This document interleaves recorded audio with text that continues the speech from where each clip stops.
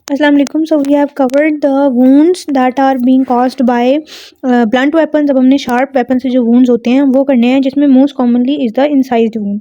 ठीक है, incised wound होता है, it refers to the injuries caused by a weapon with a sharp cutting edge when it is drawn across the skin, तो उसको हम incised wound कहते हैं। ठीक है, यानी कि किसी भी शार्प कटिंग एज्ड वेपन से जब कोई आप उसको स्किन के अक्रॉस ड्रॉ करते हो तो वो जो वुंड होगा वो इंसाइज्ड वुंड होगा। ठीक है, इसमें लाइट कटिंग वेपन्स भी होते हैं, हैवी कटिंग वेपन्स भी होते हैं, जैसे नाइफ है, रेजर है, ब्रोकन ग्लास है, और हैवी में आ जाता है स्वॉर्ड, हैशे, एक्स और चॉपर। ठीक है, तो इनकी मैंने पिक्चर्स भी आपको आ सकती हैं ऑस्पी के अंदर, particularly not in MCQs and viva. वो आपको जो है मैंने प्रैक्टिकल सेक्शन के अंदर ब्लॉक 8 के फोरेंसिक वाले में मिल जाएगी। ठीक है, उसके बाद है जी कॉजेशन एंड अपेयरेंस। डिपेंड करती है वुंड की कॉजेशन और अपेयरेंस की बात करें कि वो डिपेंड करता है कि प्रेशर कितना है, मूवमेंट कैसे हुई है, वेपन की शार्पनेस ऑफ वेपन कितनी है और वेपन की शेप कैसी है। ठीक है, जैसे एक्स से और नाइफ से लगे हुए जख्म में फ़र्क होगा। ठीक है, इसी तरह कैरेक्टरिस्टिक्स हैं कुछ, ये इंपॉर्टेंट है कैरेक्टरिस्टिक्स इंसाइज वूंड की। It is spindle like and गेपिंग wound. ठीक है, अगर कभी आपको छुरी लगी हो तो यू कैन सी उसका वूंड इस तरह का होता है, इस तरह का। जब छुरी स्किन पर फिरती है ना तो वूंड इस तरह का होता है। Orange line is the showing of the like knife draw की गई है अगेंस्ट द स्किन, और ब्लू कलर का वूंड की अपेयरेंस होती है इस तरह की। Length is more than the breadth and depth. ठीक है, वो भी इसमें नजर आ रहा है कि लेंथ जो है वो ज़्यादा है as compare to the width. ठीक है, उसके बाद है जी wound is broader than edge of weapon. Wound broader होता है एज ऑफ वेपन की निस्बत, यानी जितना बारीक एज होता है ना वूंड थोड़ा उससे ब्रॉडर होगा, क्योंकि ऑब्वियसली जब वो स्किन के अगेंस्ट रब करेगा तो स्किन जो है साइड वाली उसको खींचेगी, साइड वाली जो स्किन है ना वो उसको खींचेगी, और जब वो खींचेगी तो बीच में स्पेस आ जाएगी वूंड के, जिसकी वजह से वो ब्रॉड हो जाएगा। एंगल्स क्लियर कट होंगे, you can see deeper tissues are cleanly and evenly divided, no bruise is seen on surrounding tissue, side पर कुछ भी नहीं होगा। ब्लीड प्रोफ्यूजली, क्योंकि आर्टरीज और जो आपके डिफरेंट वेसल्स हैं वो कट हो गई हैं। जब कट होती है ना तो ब्लीडिंग ज़्यादा होती है एज कम्पेयर टू कंप्रेशन, उसमें वो वेजो कंस्ट्रिक्शन की वजह से कंस्ट्रिक्ट हो जाती हैं, बट कटिंग में ऐसा नहीं होता, सो ब्लीडिंग होती है बहुत ज़्यादा। Hair and hair bulbs are cleanly cut, it is tailing, terminal point is less deep. और टेलिंग फिनोमिना होता है जो कि इंसाइज वूंड में नजर आता है, उसमें ये होता है कि जो इसके एजेस होते हैं, ये पूरा जो वूंड है यहाँ से शैलोअर वूंड होता है, और जैसे जैसे वो आगे जाता है मिड में डीपर होता है कट, और फिर आहिस्ता आहिस्ता जो है वो शैलो होता जाता है, इसको कहते हैं टेलिंग फिनोमिना। ठीक है, और terminal point is less deep, margin are regular and clear cut. ठीक है, एक्सेप्शन इसमें क्या है, ये करने की जरूरत नहीं है। ठीक है, टाइप्स, यस टाइप्स इंपॉर्टेंट है। होमिसाइडल इंसाइज वुंड, ठीक है, जो किसी का कत्ल करने के लिए किसी ने लगाए हों। एक्सीडेंटल, जो गलती से लग जाते हैं, जैसे हमें डेली लाइफ में लग जाते हैं। सुसाइडल इंसाइज वुंड, जो सुसाइड करने वक्त लगाते हैं। थेरेप्यूटिक इंसाइज वुंड, जो सर्जिकल इंसिजन्स होते हैं। ऑटोप्सी इंसाइज वुंड होते हैं, जो ऑटोप्सी के दौरान इंसिजन्स दिए जाते हैं। तो ये इसकी टाइप्स हैं। मेडिको लीगल इंपॉर्टेंस इसकी ये है कि सेल्फ इन्फ्लिक्टेड इंसाइज वुंड्स, कि आपके पास कभी एक बंदा आए as a medico legal officer और वो कहे कि मुझे यहाँ पर इस बंदे ने छुरी मारी है। अब हो सकता है वो उस बंदे ने मारी हो जिसका वो कह रहा है, या हो सकता है उसने खुद मारी हो और वो उस पर इल्ज़ाम लगा रहा हो। तो वूंड को देखकर, उसकी कैरेक्टरिस्टिक्स को देखकर, वूंड ये हम स्टडी इसीलिए कर रहे हैं ताकि आप इसको मेडिको लीगल केसेस में अप्लाई करें और डिफ्रेंशिएट करें कि ये सेल्फ इन्फ्लिक्टेड वूंड है या किसी के होमिसाइडल है, किसी ने लगाया है। ठीक है, so incise wound is the most common self inflicted injury. Blunt weapon से लोग सेल्फ इन्फ्लिक्टेड इंजरी कम होती है, क्योंकि ब्लंट वेपन बड़ी जोर का लगता है। जो मोस्ट कॉमनली लोग खुद को चोट पहुंचाने के लिए और किसी और पर इल्ज़ाम लगाने के लिए वूंड यूज़ करते हैं, दैट इज़ इंसाइज्ड वूंड। ठीक हो गया, ये एमसीक्यू आ सकता है। कैरेक्टरिस्टिक्स इसकी क्या होती हैं कि सेल्फ इन्फ्लिक्टेड इंसाइज वूंड जो होता है ना वो मल्टीपल होते हैं, यानी उसने ना जो भी पर्सन है वो अपने बाजू पे, लेट सपोज मोस्टली अगर पर्सन राइट हैंडेड है तो लेफ्ट बाजू पे मिलेगा, अगर लेफ्ट हैंडेड है तो राइट बाजू पे मिलेगा। ठीक है, और वो बाजू के ऊपर मल्टीपल छोटे छोटे कट्स की फॉर्म में होगा, क्योंकि वो खुद को ज़्यादा तकलीफ नहीं पहुंचाना चाहता। वो शैलोअर कट्स होंगे बट मल्टीपल होंगे, जबकि अगर कोई और मारता है ना तो वो इतने सारे कट्स मारने का किसी और को टाइम नहीं मिलेगा, वो एक ही बार में ज़्यादा जोर से मारेगा ताकि वो पर्सन को वो जो भी नुकसान पहुंचाना चाहता है वो पहुंचा ले। ठीक है, दे विल बी सुपरफिशियल, यानी ज़्यादा डीप नहीं होंगे, एक्सेसिबल पार्ट्स ऑफ बॉडी पे होंगे, obviously parallel to each other. ठीक है, जैसे मैंने बताया है कि मोस्टली ये पैरेलल होते हैं, सुपर इम्पोज भी हो सकते हैं। ठीक है, टेलिंग प्रेजेंट होगी, ऑब्वियसली वो सारे इंसाइज वुंड्स में होती है। No involvement of cloth and vital areas, obviously कि जब कोई और मारेगा ना तो वो आपके कपड़ों के ऊपर से भी मार देगा, तो कपड़ों के अंदर भी निशान हो सकता है वेपन का। बट जब आप खुद मारे होते हैं ना सेल्फ इन्फ्लिक्टेड वुंड में, तो फिर वो बंदा कपड़े साइड पे करके मारता है, तो ये भी एक इंपॉर्टेंट क्लू होता है। और जो सेल्फ इन्फ्लिक्टेड होता है मोस्टली नाइफ और रेजर ब्लेड से होता है, उसमें एक्स, हैशेस, वर्ड, ये सारी चीज़ें यूज़ नहीं की जाती। उसके अलावा सेल्फ इन्फ्लिक्टेड वुंड्स में नोज का फ्रैक्चर होता है, मेटाकार्पल बोन का फ्रैक्चर होता है। अच्छा, उसके बाद आते हैं suicidal incised wounds. Suicidal incised wounds होते हैं जो पर्सन मरने की नीयत से अपने आप को वूंड लगाता है, वो आइडियली थ्रोट या चेस्ट पे होते हैं, ठीक है, ताकि उसकी डेथ हो जाए। It is possible with knife on elective sides, ठीक है। कैरेक्टरिस्टिक्स क्या हैं, इसमें भी मल्टीपल हेजिटेशनल कट्स, जब भी सेल्फ इन्फ्लिक्टेड होगा ना, खुद लगाया गया होगा, सुसाइडल हो, वो मल्टीपल होंगे हमेशा, ठीक है। और अगर गर्दन पर है ना, लेट सपोज ये एक पर्सन की गर्दन है, जब वो अपनी खुद गर्दन काटने की कोशिश करेगा ना, तो एक ही बार में उसकी हिम्मत नहीं होगी काटने की। सुसाइडल केसेस में आपको मल्टीपल पहले छोटे छोटे शैलोअर कट्स मिलेंगे कि वो करेज जमा करेगा टू कम्प्लीटली कट हिमसेल्फ, और फिर एक जोर का कट लगाएगा, और वो कट ऐसा होगा कि वो शुरू होगा, ठीक है, यहाँ से शुरू होगा और फिर यहाँ पर आकर अचानक से यहाँ पर टर्मिनेट कर जाएगा। जबकि जब कोई और गर्दन काटता है ना, तो फिर वो पूरा गर्दन में हॉरिजॉन्टल बिल्कुल कट होता है। जबकि जो सेल्फ सुसाइडल इंसाइज वुंड होता है ना ऑन द थ्रोट, वो ऑब्लीक होता है, ठीक है। ये इनमें डिफरेंस होता है, ये हम पता लगाते हैं कि आइदर ये होमिसाइडल है या सुसाइडल केस है, ठीक है। तो ये बहुत इंपॉर्टेंट फाइंडिंग है, मल्टीपल हेजिटेशनल कट, क्योंकि वो खुद को काटने से हेजिटेट कर रहा होता है, तो वो छोटे छोटे हेजिटेशनल कट्स लगाता है at the point of institution. 1 और 2 लीथल वुंड्स होंगे जिसकी वजह से उसकी डेथ हुई होगी। Site high up in the neck and opposite to working, ठीक है, नेक के ऊपर कोशिश करेगा जितना हो सके वो ऊपर करके मार्क लगाता है, ठीक है। Direction is downward and oblique, ये मैंने बता दिया। वेपन में remained clenched in hand due to cadaveric spasm, ठीक है, ये भी हम बात पहले कर चुके हैं। टेलिंग होगी टर्मिनेशन के ऊपर, ठीक है। मोर डीप एट कमेंसमेंट, यानी कि और ना जो सुसाइडल कट होता है ना, क्योंकि वो करेज जमा करके सुसाइडल कट लगा रहा होता है, वो शुरू में बड़ा डीप होता है और फिर आहिस्ता शैलो हो जाता है। जबकि जो आपका वो होगा ना होमिसाइडल वाला, वो शुरू में भी डीप होगा, वो ऑलमोस्ट पूरा ही डीप होगा, सिर्फ एंड पे थोड़ा वो टेलिंग फिनोमेना शो करेगा, ठीक है। एब्सेंस ऑफ डिफेंस वुंड्स, ठीक है, इसमें डिफेंस वुंड्स एब्सेंट होंगे कि किसी ने जब आपको कोई और मारने की कोशिश करता है ना, तो आप थोड़ा हाथ पांव चलाते हो, बचने की कोशिश करते हो, तो कुछ जख्म लग जाते हैं, तो ऐसा कुछ भी नहीं होगा in case of suicidal incised wound. उसके बाद है homicidal incised wound. Homicidal incised wound में मैंने आपको बताया मोस्टली डीप होता है, कहीं भी हो सकता है। They indicate relative position of victim and silent, ठीक है। इसकी डायरेक्शन से इंसाइज्ड वुंड की, होमिसाइडल जो होता है उससे पता चलता है कि विक्टिम और साइलेंट की, मारने वाले की और मरने वाले की पोजीशन क्या थी at the time of death, ठीक है। एक्सीडेंटल इंसाइज्ड वुंड होता है, लेस कॉमन है, ये भी कहीं भी हो सकते हैं, ठीक है। इसके बाद टोका wound, it is accidental incised wound on the dorsum of the proximal phalanges of left index finger. Left hand की जो आपकी इंडेक्स फिंगर है उसके प्रॉक्सिमल फैलेंक्स के डॉर्सम के ऊपर जो एक्सीडेंटल इंसाइज्ड वुंड होता है उसको हम टोका वुंड कहते हैं। दैट्स नॉट मच इंपॉर्टेंट, ये इंपॉर्टेंट है हेजिटेशनल कट्स की definition. These are preliminary cuts before gathering sufficient courage to make a final deep bold cut for suicide. They are generally small होते हैं, मल्टीपल होते हैं, superficial होते हैं और मर्ज कर देते हैं विद द मेन इंसिजन। उसके बाद डिफेंस कट्स, ये भी मैंने बता दिया अपने डिफेंस के लिए। These are incised wounds suggestive of homicidal motive और assault with sharp weapon. It is seen on a victim on the forearm hands while making an attempt to grab the weapon by its blade और protect him from the attack, तो ये defence हो गया। उसके बाद the wound could also give clues on weapon causing the wound time since injury. मैंने आपको बता दिया हम वुंड को देखकर वेपन का, टाइम का, साइट ऑफ इम्पैक्ट का, फोर्स की डायरेक्शन का पता लगा सकते हैं, ठीक है।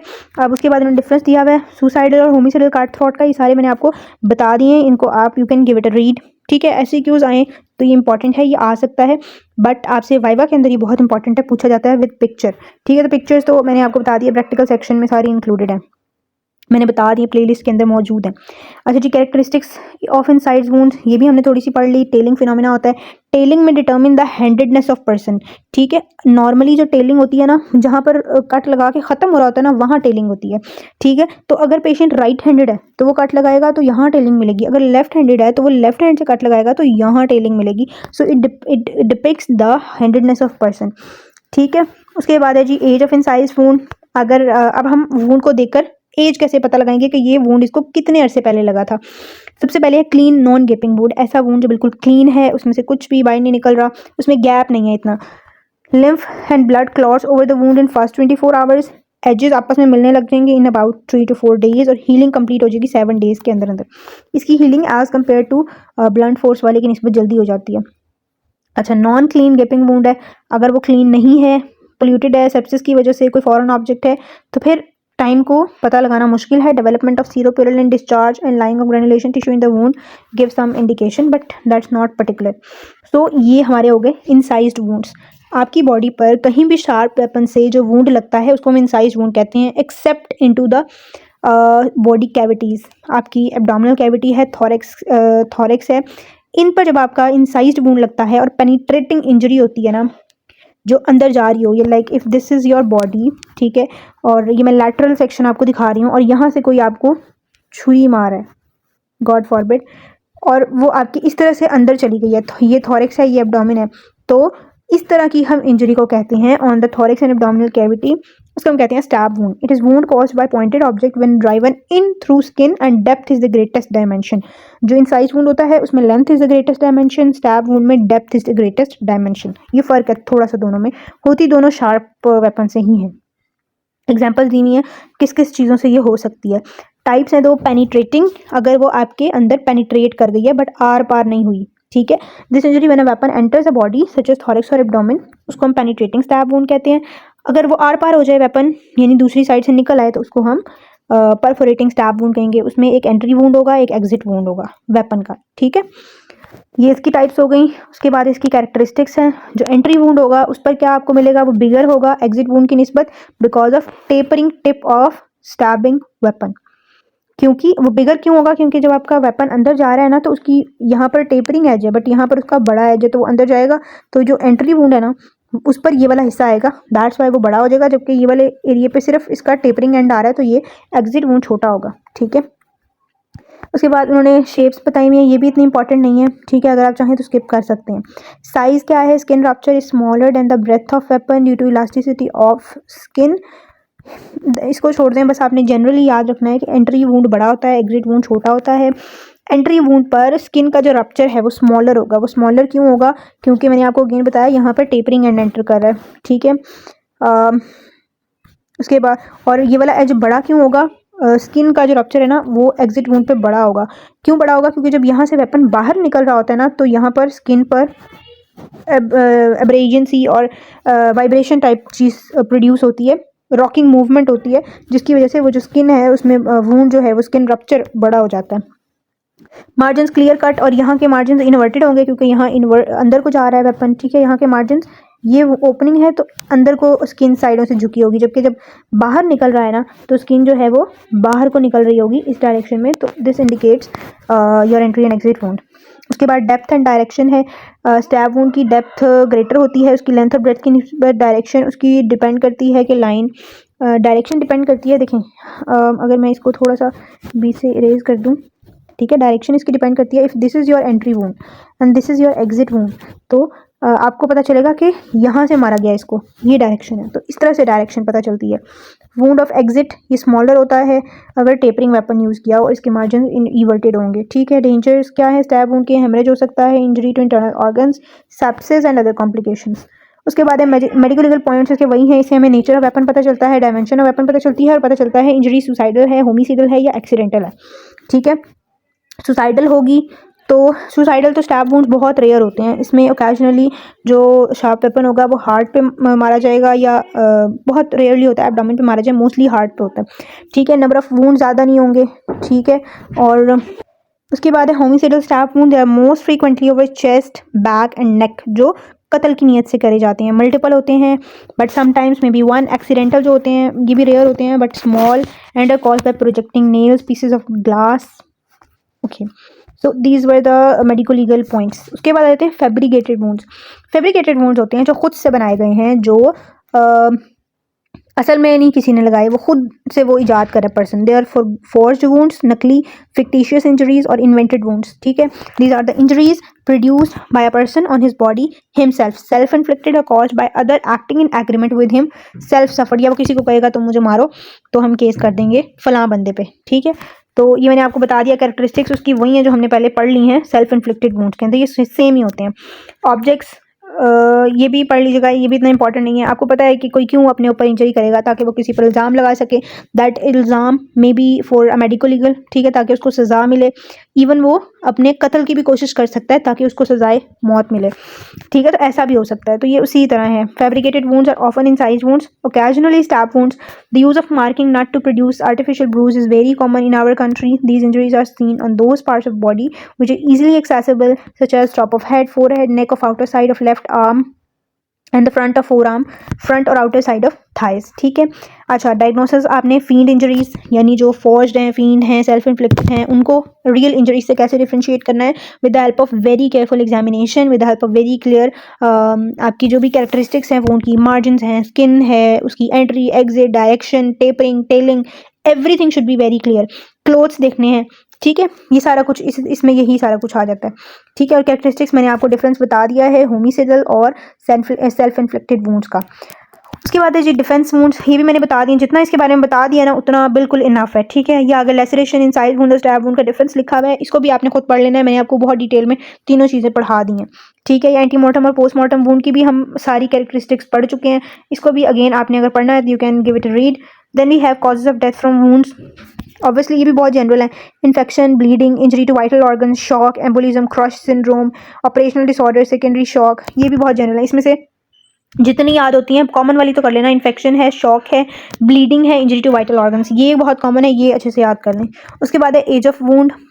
एज ऑफ वुंड में डिपेंड करता है, हम लोग स्टेप बाय स्टेप जाते हैं। सबसे पहले नेकेड आई एग्जामिनेशन होती है, फिर हिस्टोपैथोलॉजी, फिर रेडियोलॉजिकल एग्जामिनेशन।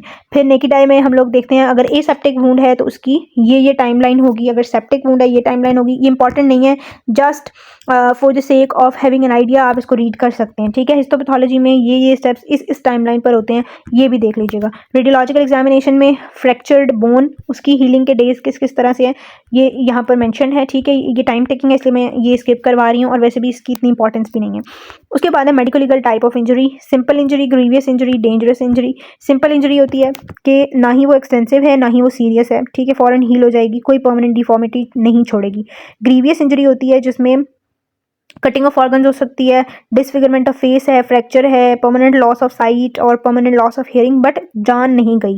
बहुत सीवियर इंजरी है बट जान नहीं गई। और डेंजरस इंजरी वो होती है वो कि लाइफ आपकी उसमें डेंजर में हो जाती है और डेथ हो सकती है उससे, जैसे कंपाउंड फ्रैक्चर ऑफ स्कल है, गन शॉट वुंड है, rupture of some internal organ. उसके बाद है जी dangerous weapon. These are the instruments use for shooting, stabbing और कटिंग, और instruments which when used as weapon of offence is likely to cause death. ऐसे weapons जो कि किसी पर्सन की डेथ कॉज कर सकते हैं उनको हम डेंजरस वेपन्स कहते हैं, और इसमें यहाँ पर एग्जाम्पल्स लिखी हुई हैं, ठीक है। So that was all about your chapter of traumatology. उसके बाद फायर आर्म इंजरीज हैं, एस्फिक्सिया है, और बहुत से टॉपिक्स हैं, हम इंशाल्लाह उसको कवर करते हैं, ठीक है, साथ साथ। That's all for today, thank you so much for watching, subscribe to my YouTube channel for more videos. तब तक के लिए अल्लाह हाफिज़।